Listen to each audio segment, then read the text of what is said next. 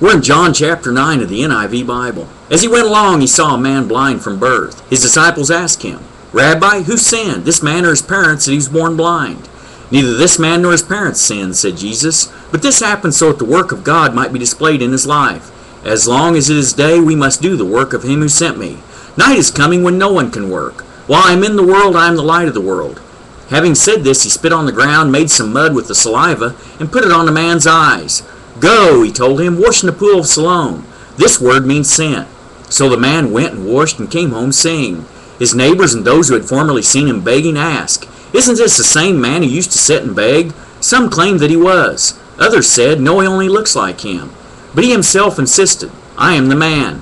"How then were your eyes opened?" they demanded. He replied, "The man they called Jesus made some mud and put it on my eyes. He told me to go to Siloam and wash, so I went and washed, and then I could see." "Where is this man?" they asked him. "I don't know," he said. They brought to the Pharisees a man who had been blind. Now the day on which Jesus had made the mud and opened the man's eyes was the Sabbath. Therefore the Pharisees also asked him how he had received his sight. "He put mud on my eyes," the man replied, "and I washed, and now I see." Some of the Pharisees said, "This man is not from God, for he does not keep the Sabbath." But others asked, "How can a sinner do such miraculous signs?" So they were divided. Finally they turned again to the blind man. "What have you to say about him? It was your eyes he opened." The man replied, "He is a prophet." The Jews still did not believe that he had been blind and had received his sight until they sent for the man's parents. "Is this your son?" they asked. "Is this the one you say was born blind? How is it that now he can see?" "We know he is our son," the parents answered, "and we know he was born blind.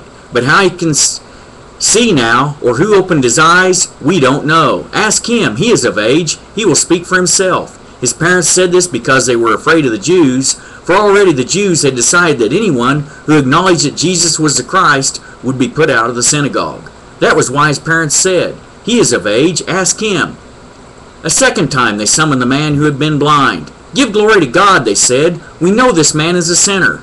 He replied, "Whether he is a sinner or not, I don't know. One thing I do know, I was blind, but now I see." Then they asked him, "What did he do to you? How did he open your eyes?" He answered, "I have told you already, and you did not listen. Why do you want to hear it again? Do you want to become his disciples too?" Then they hurled insults at him and said, "You are this fellow's disciple.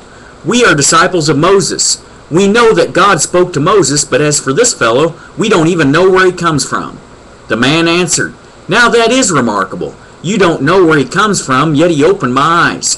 We know that God does not listen to sinners. He listens to the godly man who does his will. Nobody has ever heard of opening the eyes of a man born blind. If this man were not from God, he could do nothing." To this they replied, "You were steeped in sin at birth. How dare you lecture us?" And they threw him out.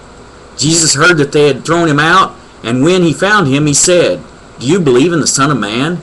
"Who is he, sir?" the man asked. "Tell me, so that I may believe in him." Jesus said, "You have now seen him. In fact, he is the one speaking with you." Then the man said, "Lord, I believe," and he worshipped him. Jesus said, "For judgment I have come into this world, so that the blind will see, and those who see will become blind." Some Pharisees who were with him heard him say this and asked, "What, are we blind too?" Jesus said, "If you were blind, you would not be guilty of sin, but now that you claim you can see, your guilt remains."